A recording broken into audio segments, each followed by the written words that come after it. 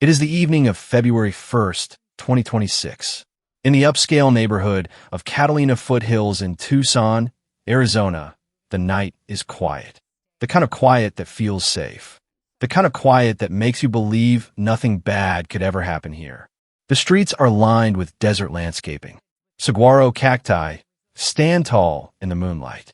The homes in this area are well-kept, well-lit, and well-monitored, or so the residents believe. Inside one of these homes, an 84-year-old woman is going about her evening. She is not a public figure. She is not famous on her own, but she is the mother of one of the most recognizable faces on American morning television. Her name is Nancy Guthrie, and by morning, she will be gone. Not gone as in passed away peacefully in her sleep. Not gone as in she stepped out for an early morning walk. Gone as in taken. Gone as in the evidence left behind tells a story that nobody wants to believe. Gone as in, as of today, March 8th, 2026, more than 5 weeks later, nobody knows where Nancy Guthrie is. This is not a mystery novel. This is not a television drama. This is a real case involving a real family, a real investigation, and real questions that remain unanswered. Today, we're going to walk through everything that is known and everything that is still unknown about the disappearance of Nancy Guthrie. We will go through the timeline, the evidence, the investigation, and what it all means for one of America's most well-known broadcasting families. Stay with us, because this story is unlike anything you have heard before. Before we get into what happened on February 1st, 2026, it is important to understand who Nancy Guthrie is. Nancy Guthrie is an 84-year-old woman who has lived in Tucson, Arizona. She is the mother of Savannah Guthrie, one of the most prominent television journalists in the United States. Savannah Guthrie is best known as the co-anchor of NBC's Today Show, a program that reaches millions of American households every single morning. Savannah Guthrie has been a fixture on morning television for well over a decade. She joined the Today Show in 2012 and has co-anchored the program alongside colleagues, including Hoda Kotb and others. Before her career in broadcasting, she worked as a lawyer. She is known for her warmth on screen, her professionalism, and her ability to connect with viewers across the country. Nancy Guthrie, as Savannah's mother, has occasionally been mentioned in the context of family discussions on the Today Show, as any proud mother might be mentioned by her daughter in a public setting. She is, by all accounts, a private individual who prefers a quieter life away from the spotlight that her daughter occupies daily. At 84 years old, Nancy was living alone in her home in the Catalina Foothills area of Tucson. The Catalina Foothills is one of the more affluent suburban communities in the Tucson metropolitan area. It sits at the base of the Santa Catalina Mountains, and it is the kind of neighborhood where residents feel a reasonable sense of safety and security. Please share this video. Share it on your social media platforms. Share it with people in the Tucson area. Share it with anyone who might have been in that neighborhood. The more people who see this, the greater the chance that someone who has information will come forward. That sense of security, as we now know, was misplaced, at least on the night of February 1st, 2026. Nancy Guthrie was 84 years old. She was living independently, and someone, or a group of someones, knew exactly where she lived, knew exactly how to get to her, and knew exactly how to make sure nobody would stop them.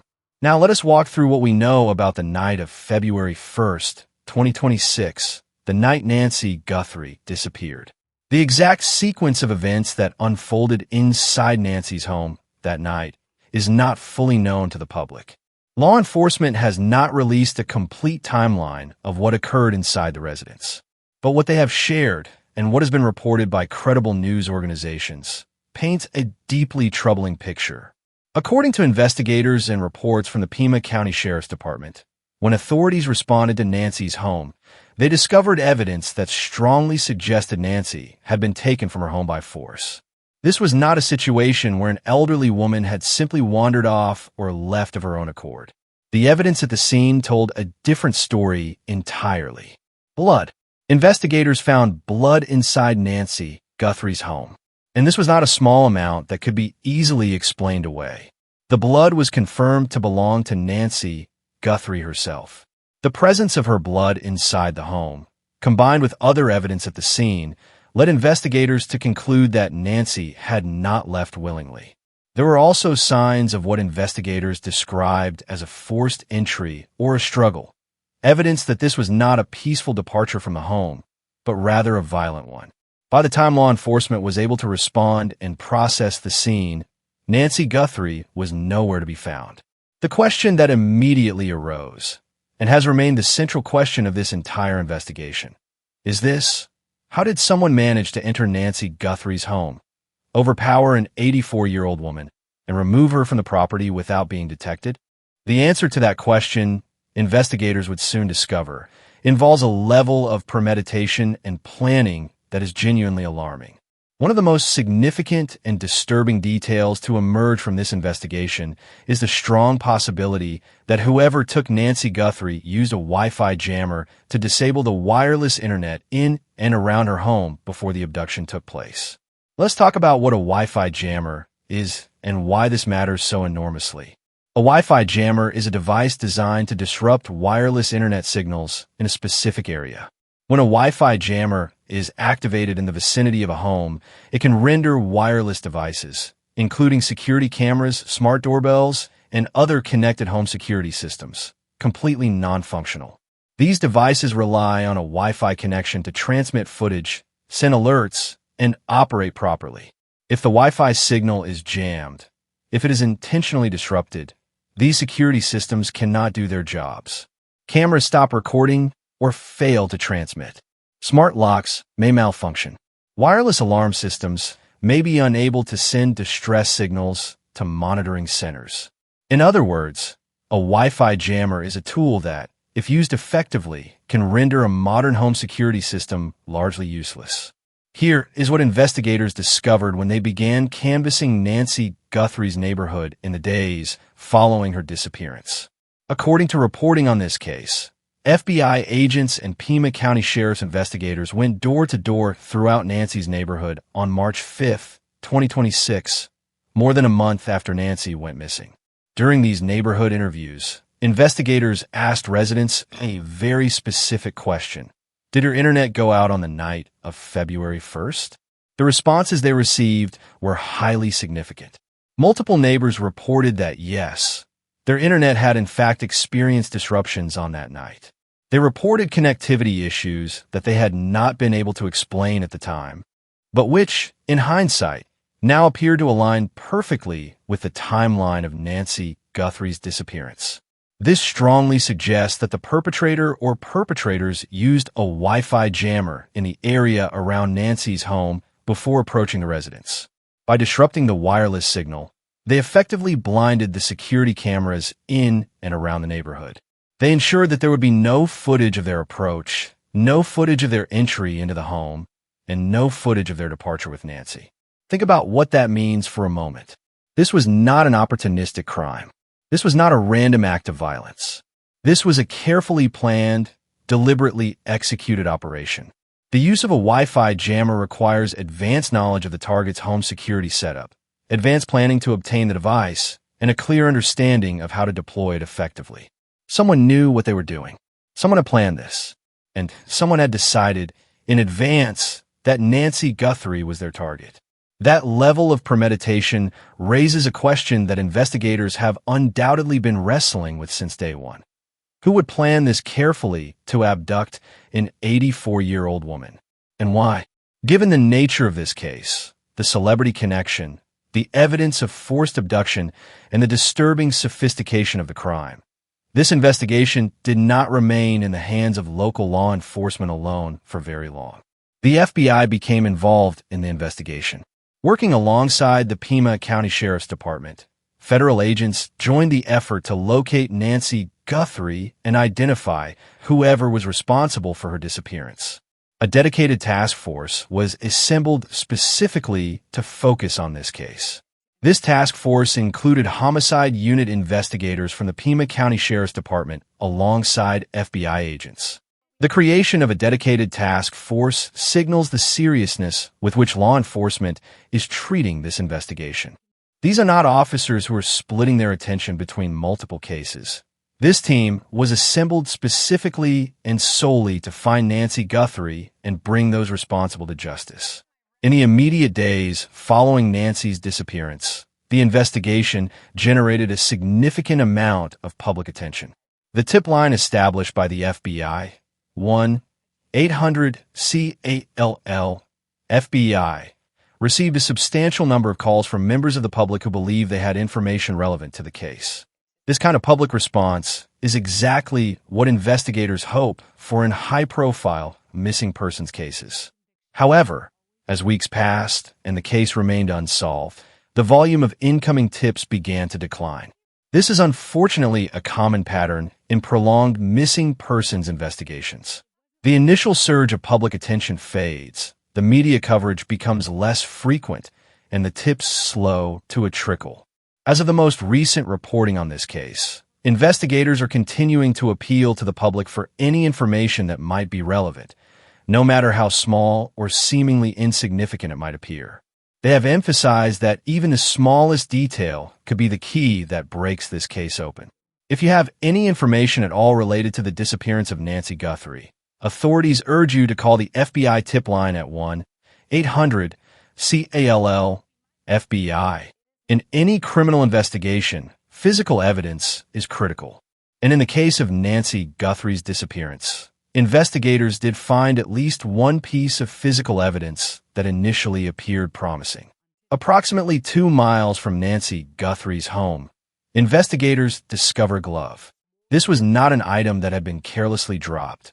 Its location, approximately 2 miles from the crime scene, suggested it may have been discarded by someone involved in the incident, potentially as they moved away from the area.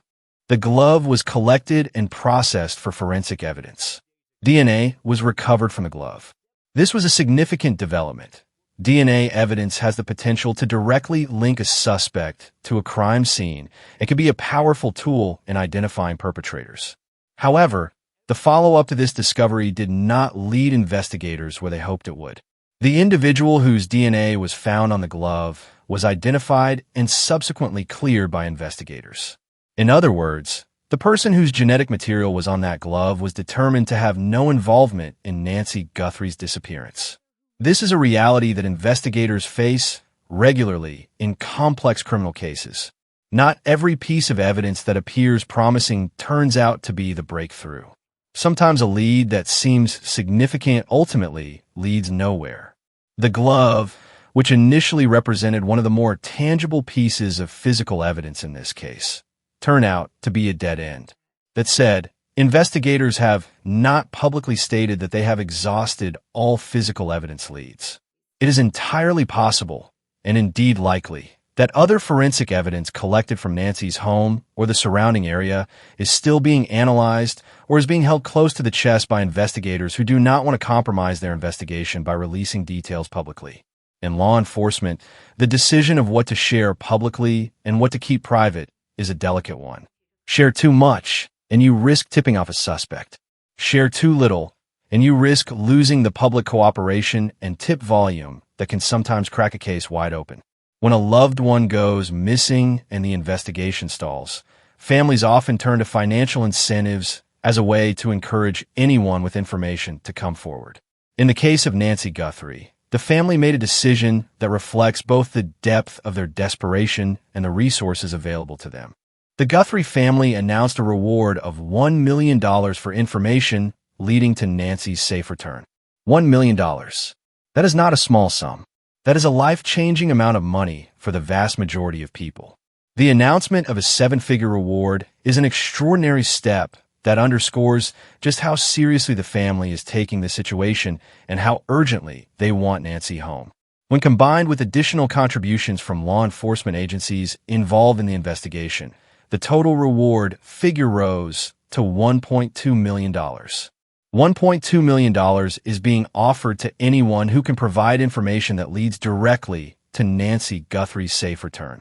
To put that in perspective, if you are watching this video and you have any information at all, if you saw something unusual in the Catalina Foothills area of Tucson on the night of February 1st, 2026, if you heard something, if someone told you something, if you have any piece of information, no matter how small, you could potentially be eligible for a reward of more than $1 million. The tip line is 1-800-CALL-FBI. Please call if you know anything. The fact that such a substantial reward has been offered and has not yet produced the information needed to locate Nancy speaks to how carefully this crime was planned and executed. Whoever took Nancy Guthrie appears to have been extremely deliberate in covering their tracks. Throughout everything we have discussed, the crime scene, the investigation, the evidence, the reward, it is easy to lose sight of the human element at the center of this story. At the center of this story is a daughter who is missing her mother. Savannah Guthrie, one of America's most watched morning television anchors, has been living through what can only be described as a parent's worst nightmare. Or in this case, a child's worst nightmare. In the weeks following Nancy's disappearance, Savannah Guthrie took a leave of absence from the Today Show. She stepped away from the program she has anchored for well over a decade. She stepped away from the millions of viewers who tune in every morning to see her familiar face. She stepped away from her professional responsibilities to focus entirely on her family and on the search for her mother. On March 5, 2026, more than a month after her mother's disappearance, Savannah Guthrie returned to the NBC studios. She was not returning to the air. She was not resuming her role on the Today Show. She came to the studio to visit with her colleagues. And by all accounts, she arrived with tears in her eyes. That image, one of American television's most composed and professional broadcasters, visibly emotional, visiting her colleagues during the most difficult period of her life, is a powerful reminder of what is really at stake in this story. This is not just a news story. This is not just an investigation. This is a family in crisis. This is a daughter who does not know where her mother is. This is a household that is waiting for answers that have not yet come. As of the most recent reporting, Savannah Guthrie has not returned to the Today Show. There is no confirmed return date. The details of her communications with investigators and her family's efforts to find Nancy have largely been kept private, as is entirely appropriate and understandable given the circumstances. What we do know is that Savannah Guthrie, like anyone in her situation, wants one thing above all else. She wants her mother home safe. One of the most significant statements to emerge from the law enforcement community in connection with this case came from Pima County Sheriff Chris Nanos. Sheriff Nanos stated publicly that investigators are operating under the belief and the hope that Nancy Guthrie is still alive. He indicated that the investigation is being conducted with that assumption as the foundation, and that investigators feel they are getting closer to answers. The sheriff used language suggesting that investigators are, in his words, getting very close. Now, it is important to approach these statements with a degree of careful perspective. Law enforcement officials in high-profile missing persons cases often make public statements designed to maintain public hope and encourage continued cooperation from the community. The decision to state publicly that Nancy is believed to be alive serves multiple purposes. First, it keeps the public engaged and motivated to provide tips. If members of the community believe the victim is still alive, they may be more inclined to come forward with information that they might otherwise consider too small or insignificant to bother reporting. Second, it signals to whoever is holding Nancy, if she's indeed being held somewhere, that law enforcement is actively closing in. Sometimes this kind of pressure can lead perpetrators to make decisions they might not otherwise make.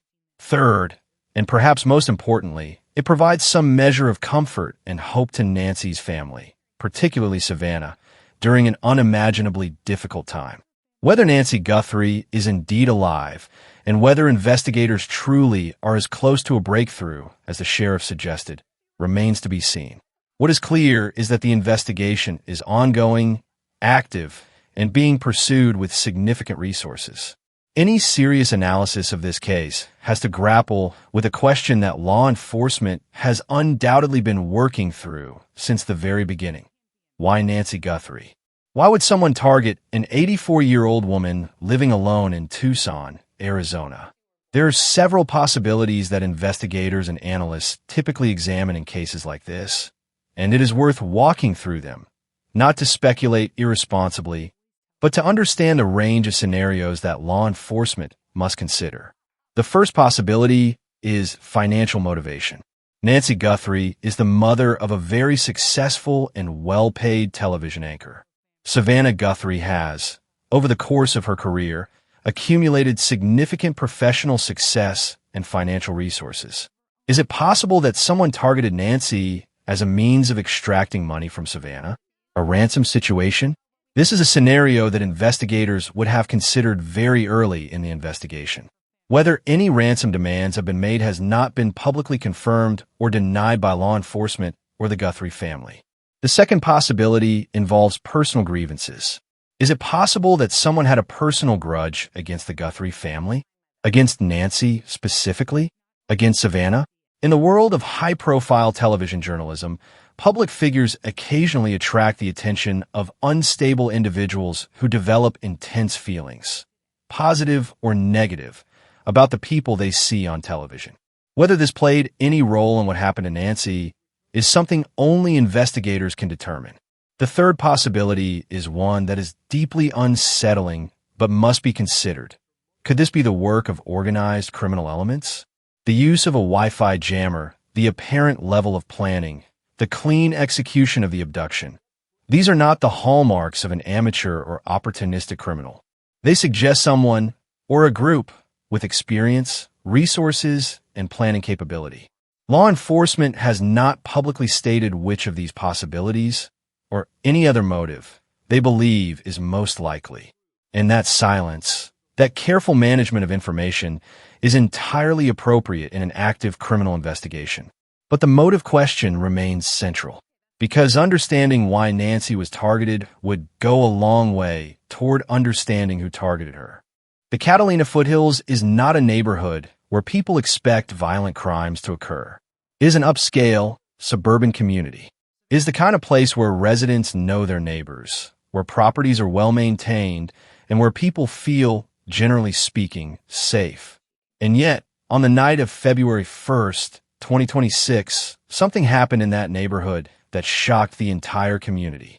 When investigators began going door to door in the weeks following Nancy's disappearance, they were doing what good investigators always do. They were looking for witnesses.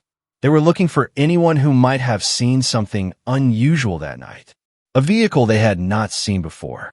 A person who seemed out of place. Anything. The Wi-Fi disruption that multiple neighbors reported is significant not just as potential evidence of a jammer being used, but also because it suggests the perpetrators may have scouted the neighborhood in advance. Knowing which homes had wireless security cameras, understanding the network infrastructure in the area, knowing when to jam the signal. All of this suggests prior knowledge of the neighborhood. Did the perpetrators case the neighborhood before the night of February 1st? Did they conduct surveillance of Nancy's home? Did they know her routine? Did they know when she was likely to be home alone? These are the kinds of questions that investigators would be pursuing aggressively. And the answers, if they can be found, could be critical to identifying who is responsible.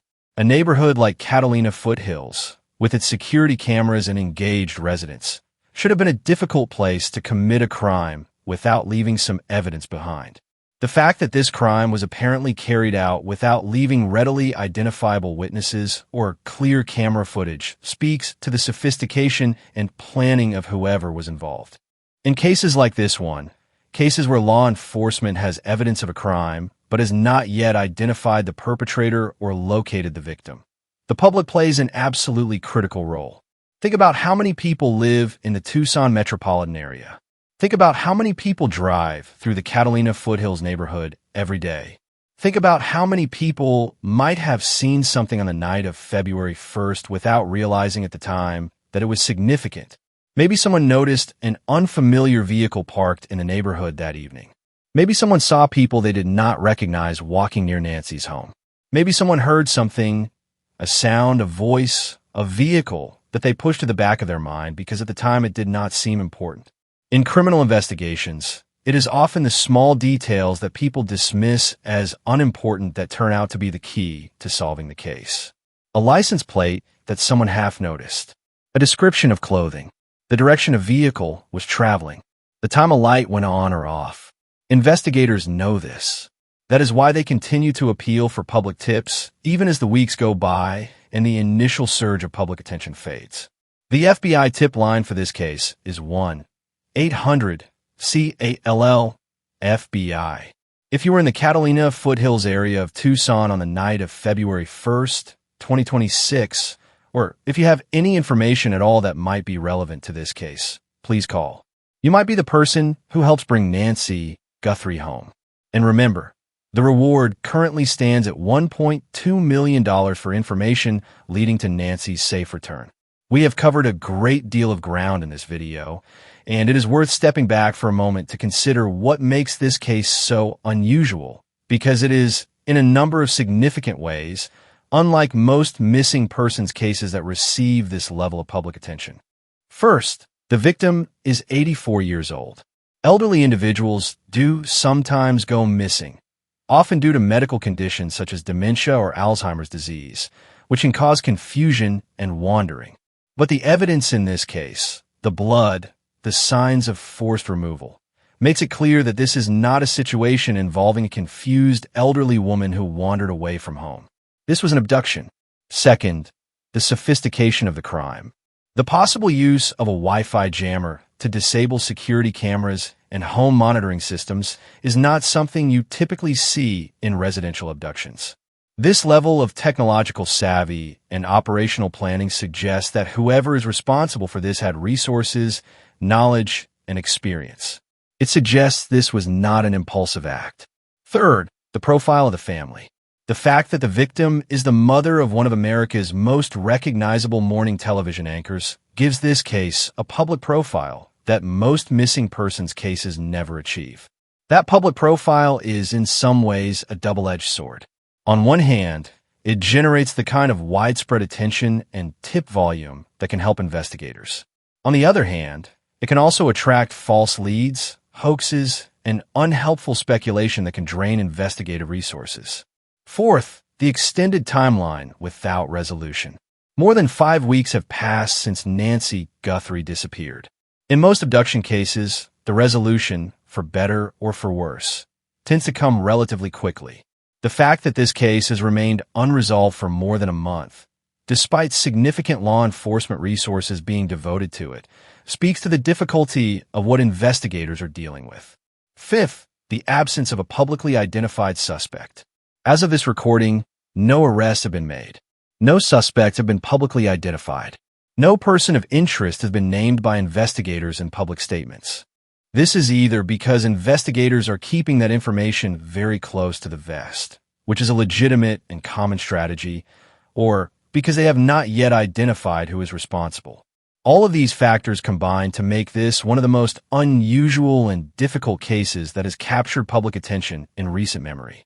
No discussion of the Nancy Guthrie case would be complete without acknowledging the role that media coverage and public response have played in this story. From a moment it became known that the mother of NBC Today Show anchor Savannah Guthrie had disappeared from her home in Tucson, the story spread rapidly across national news outlets, social media platforms, and online communities. The combination of celebrity connection, the dramatic nature of the alleged abduction, and the unanswered questions surrounding the case made it exactly the kind of story that captures wide public attention. News organizations across the country covered the initial disappearance extensively. Follow-up reporting on developments, the reward announcement, the door-to-door neighborhood canvass, the Wi-Fi jammer theory, generated continued coverage and kept the story in the public conversation. On social media, the case generated significant discussion. People shared the story, speculated about possible explanations, and expressed their concern and support for the Guthrie family. This kind of organic, person-to-person sharing of information is exactly what investigators hope for. More eyes on a case means more potential witnesses coming forward. However, social media engagement with high-profile cases also brings risks. Misinformation can spread alongside accurate reporting. Speculation can be mistaken for fact. Rumors can take on a life of their own. Investigators monitoring the public conversation about a case sometimes have to spend resources addressing or countering false narratives that have gained traction online. The challenge for both investigators and for responsible journalists and content creators covering this story, is to keep the public engaged and informed without crossing the line into harmful speculation that could compromise the investigation or cause additional pain to the family. The Nancy Guthrie case has raised important questions about home security in the modern age, questions that go beyond this specific investigation and are relevant to millions of homeowners across the country. We live in an era where home security technology has advanced dramatically. Smart doorbells with cameras, wireless security camera systems, motion-activated lighting, smart locks, home monitoring services that alert you when someone approaches your door or enters your home. These technologies have given many homeowners a sense of security that previous generations could not have imagined. You can check the camera feed from your front door while you are sitting in an office across the country. You can receive an alert on your phone when someone walks up your driveway. You can monitor your elderly parents' home remotely. But the Nancy Guthrie case, and specifically the possibility that a Wi-Fi jammer was used to disable wireless security systems in the neighborhood, is a stark reminder that this technology has vulnerabilities that a Wi-Fi jammer, by disrupting the wireless signal that these devices depend on, can render much of this sophisticated home security technology completely non-functional. And while Wi-Fi jammers are illegal in the United States, the FCC prohibits their sale, marketing, importation, and use. That prohibition does not make them unavailable to those who are determined to obtain one. Security experts have long warned that the increasing reliance on wireless technology for home security creates a potential vulnerability. They recommend that homeowners consider layered security approaches that include both wireless and hardwired components, so that if one system is compromised, another remains functional. They also recommend that homeowners take steps to ensure that the footage from their security cameras is stored in multiple locations, including off-site cloud storage, so that even if a local recording device is taken or destroyed, the footage is not lost. The Nancy Guthrie case has, in a very real sense, opened up a national conversation about these vulnerabilities and what homeowners, particularly elderly individuals living alone, can do to better protect themselves. As we record this video in early March 2026, the investigation into Nancy Guthrie's disappearance continues. The dedicated task force of FBI agents and Pima County Sheriff's investigators remains actively at work. The tip line remains open. The reward remains available. Sheriff Nanos has expressed confidence that investigators are making progress. He has stated publicly that they are, and is framing, very close. Whether that closeness translates into a breakthrough in the near future remains to be seen. There are several possible developments that could move this case forward in the coming days, weeks, or months. A tip from a member of the public that provides investigators with a new lead or a new direction. In cases like this, a single phone call from someone who has been hesitating to come forward can sometimes be the catalyst for a rapid resolution. A breakthrough in the forensic evidence. Investigators may be working with evidence that has not yet been publicly disclosed. DNA, fingerprints, fiber evidence, digital records. Any of these could provide the kind of concrete, actionable intelligence that leads to an arrest. A surveillance breakthrough. With the widespread presence of traffic cameras, business security cameras, and other video recording systems throughout the Tucson area, investigators may be working to piece together the movements of whoever was responsible for Nancy's disappearance. Identifying a vehicle, tracing a route, connecting a person to a specific location. These are all tasks that take time, but can be accomplished through patient and methodical analysis of available footage. Or, and this is the outcome that everyone involved most hopes for, Nancy Guthrie could be found alive. She could be returned to her family. She could be home. That is the outcome that the Guthrie family is praying for. That is the outcome that investigators are working toward. And that is the outcome that anyone following this story should hope for. Before we close this video, there is something that feels important to say directly to Savannah Guthrie and to everyone in the Guthrie family who may encounter coverage of this story. The public support for your family during this unimaginable time is genuine and widespread.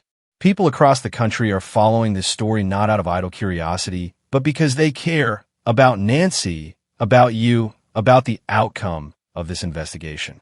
The millions of people who watch the Today Show have seen Savannah Guthrie be a steady, compassionate, professional presence in their mornings for years. They want to be a steady, compassionate presence for her now.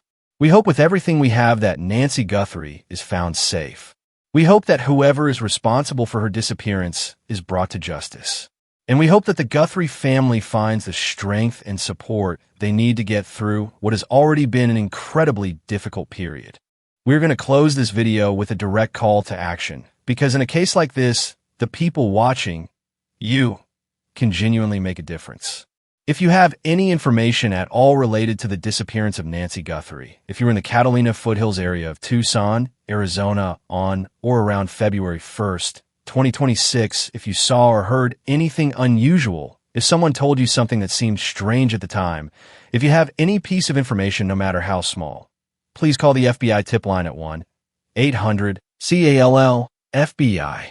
The reward for information leading to Nancy Guthrie's safe return is $1.2 million. Please share this video. Share it on your social media platforms. Share it with people in the Tucson area. Share it with anyone who might have been in that neighborhood. The more people who see this, the greater the chance that someone who has information will come forward. Nancy Guthrie is 84 years old. She is someone's mother. She is someone's grandmother. She is a real person with a real family that wants her home. Please help bring her home.